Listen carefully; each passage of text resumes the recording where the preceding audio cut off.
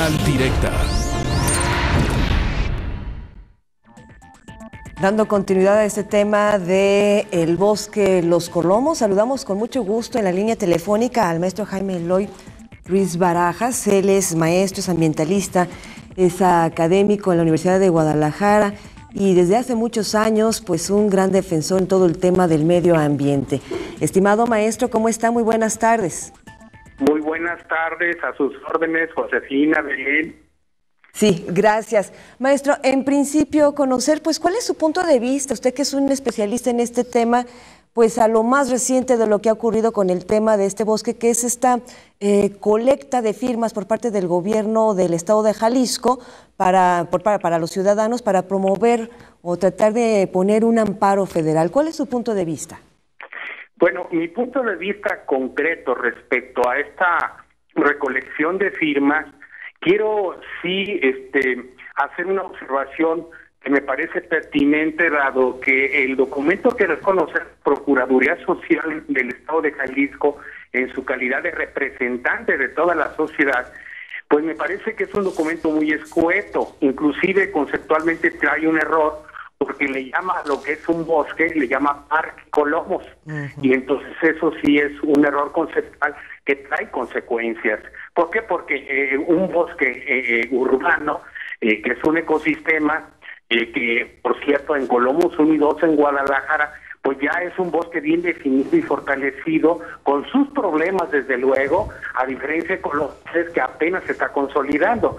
Entonces, cuando hablamos de bosques urbanos es muy distinto. Los parques son obviamente destinados a la esparcimiento, a la diversión libre, con juegos mecánicos en general, pero los bosques urbanos tienen ciertas normas en donde está debidamente reglamentado cómo se deben de usar los espacios, si inclusive algunas áreas son restringidas para el paso humano, y bueno, se puede hacer alguna actividad de paseo, sobre todo de carácter educativo, con senderos pedagógicos.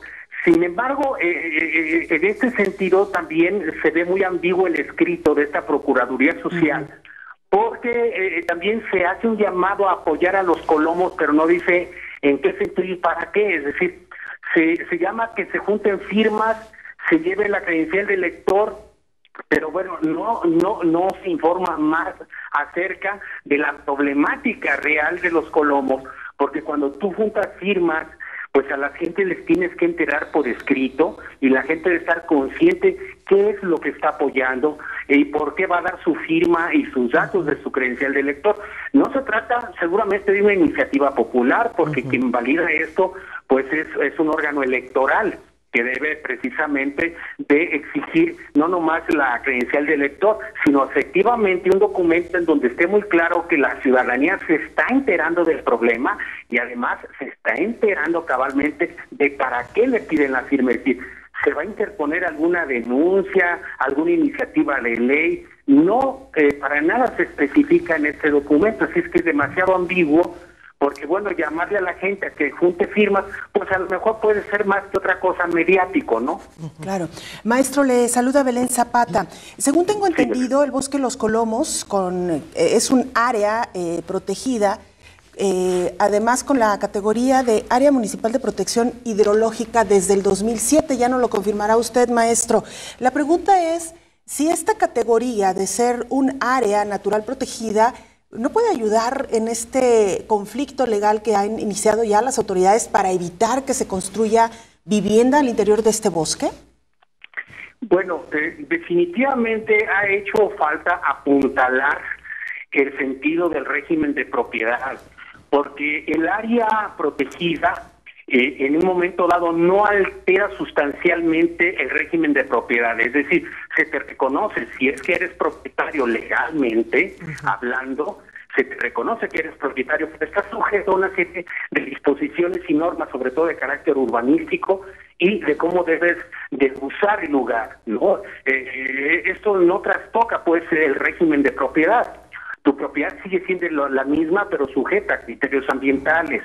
Entonces, el hecho de que se blinde jurídicamente a un área precisamente haciendo esta declaratoria para protegerla, se protege nada más desde el punto de vista ambiental, no patrimonial. Por lo tanto, entonces el gobierno del Estado sí debe de establecer una serie de juicios muy totalmente diferente a una iniciativa de declaratoria de área protegida, sino que a través de juicios de reivindicación y en donde deba interponer ante un juzgado pues las pruebas suficientes para que entonces haya ya estas sentencias y que permitan darle el gane al gobierno del Estado como propietario legítimo, ¿no? Oiga, maestro Eloy, dice que el documento es muy ambiguo y que a la gente que se le está pidiendo que otorgue su firma con todo y su credencial de elector, no cuenta con la información suficiente. La pregunta es, si usted que ya vio este documento, maestro Eloy, si no dice que es precisamente para evitar que se construyan casas habitación, número 1. Y número 2, maestro Eloy, estoy viendo una nota del Informador que dice así: la intención de esta recolección de firmas es presentar un amparo ante los tribunales federales mientras el gobierno del Estado pone en operación todas sus instancias para determinar la propiedad física de todo el polígono de 205 hectáreas que busca proteger desde el año 2014, maestro Eloy. Bueno, a mí me sigue pareciendo también ambiguo ese procedimiento de los amparos.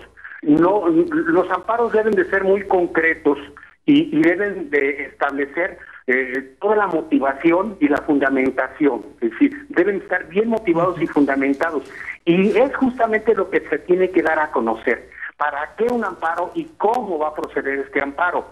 Si no viene esta información, repito, fundamentada y motivada, pues también se está hablando con ambigüedad, porque amparo cualquier ciudadano lo puede hacer, cualquiera en términos individuales, ¿sí? Y además también el documento no invoca un derecho humano, que es el derecho humano al agua y al saneamiento. Es decir, es muy importante ahorita en este momento recordar que la Constitución Política Mexicana, a partir de que incluye esta obligación del Estado mexicano en garantizar los derechos humanos, bueno, hay que saber pelear por el lado del derecho humano, y aquí en este documento no se habla de los derechos humanos, ¿sí?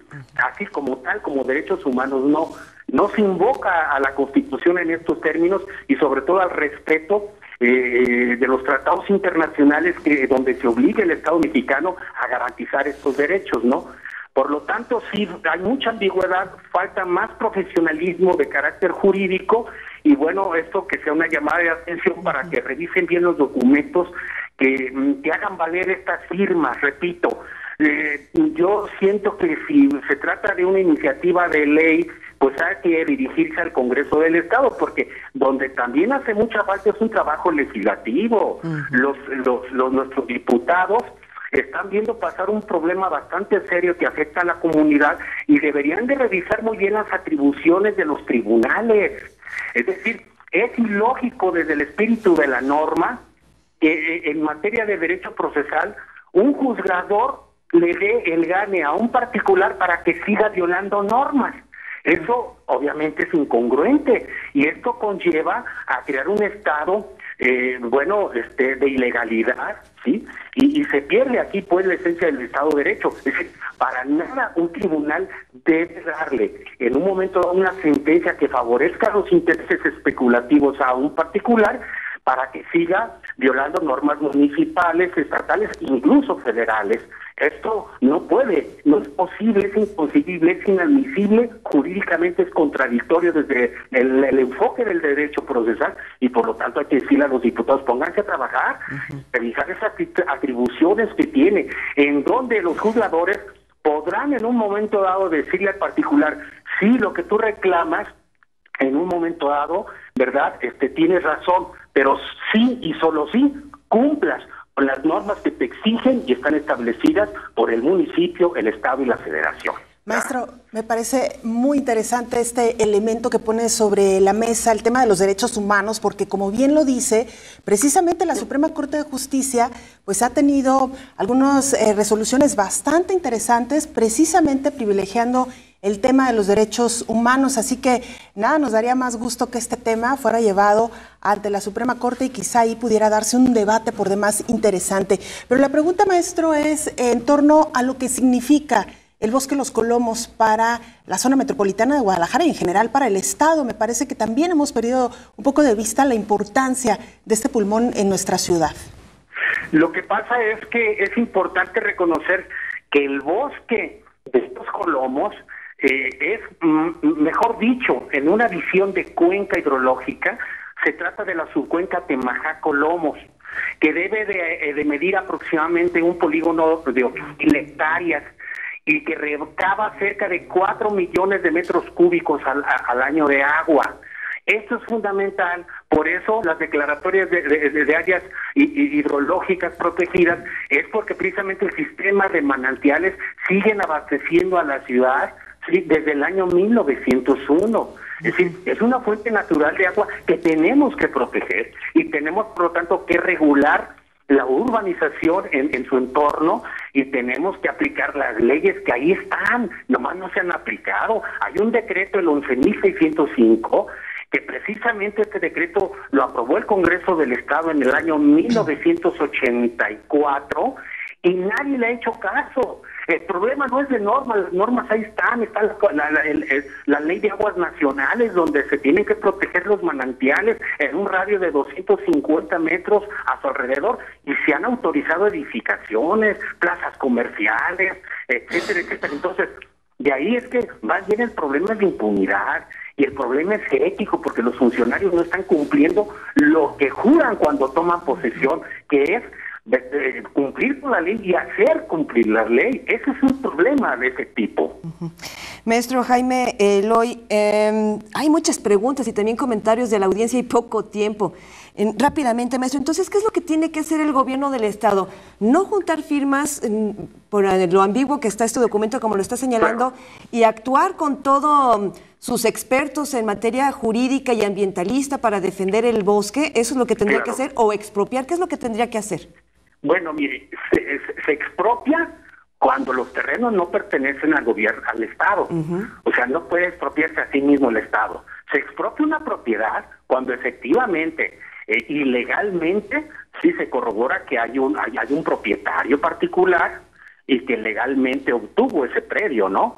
Por lo tanto, no estamos hablando de las invasiones, pero cuando hablamos de más de 100 hectáreas invadidas, que formaron parte de las 248 hectáreas que adquirió el gobierno del Estado, justamente el gobernador Luis del Carmen Curiel, con autorización del Congreso del Estado, es como se adquirieron estas propiedades para proteger los colomos, y lo dicen los títulos de propiedad certificados que nosotros tenemos, los que hemos investigado este asunto, lo dice que es para abastecer de agua a la ciudad. Entonces fíjense que la primera escritura pública se compró en 1897 y hasta el año 1902 se estuvieron comprando y adquiriendo estos terrenos. ¿Para qué? Precisamente en una visión futurista, este gobernador precisamente habla y nos deja como herencia estas propiedades para su cuidado, y sin embargo se descuidaron, les faltó protección. Los gobiernos a la vuelta de varias décadas, no obstante que los colomos llegaron a ser por cerca de 4 o 5 décadas la fuente principal de abastecimiento de la ciudad, y lo sigue siendo en muchas de las colonias. Por lo tanto, es importante que desde esta óptica el gobierno del Estado no pierda rumbo, enfoque mejor todo su esfuerzo a establecer juicios muy inteligentes con defensores muy inteligentes y que se haga un estudio forense de los límites con georreferenciación y a partir de los títulos de propiedad una interpretación correcta para que esto convenza a los jueces.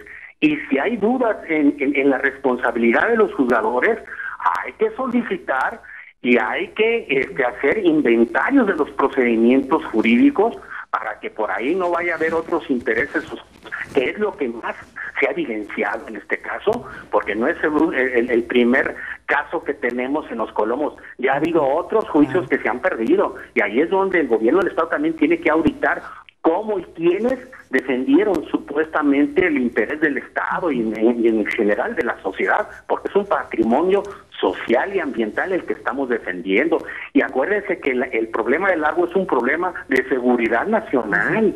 toda vez que incluso se aproximan años a futuro muy difíciles con el cambio climático, y nosotros tenemos que emplear todas las herramientas jurídicas y la razón de la ciencia que ahí está.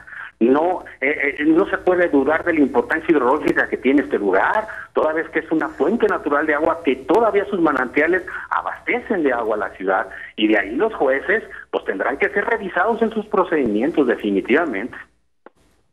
Muy bien, doctor, pues maestro, le agradecemos muchísimo la conversación con el auditorio de Señal Informativa. Por supuesto que estaremos por demás que atentos al tema, y sobre todo le agradecemos que haya puesto estos elementos tan interesantes para subir también al debate y tener un análisis mucho más completo. Gracias, maestro. Sí, de nada, Belén, gracias, Josefina. Hasta luego, buenas tardes. Es el maestro Jaime Eloy Ruiz Barajas, analista, ambientalista, académico de la Universidad de Guadalajara. Tiempo ya de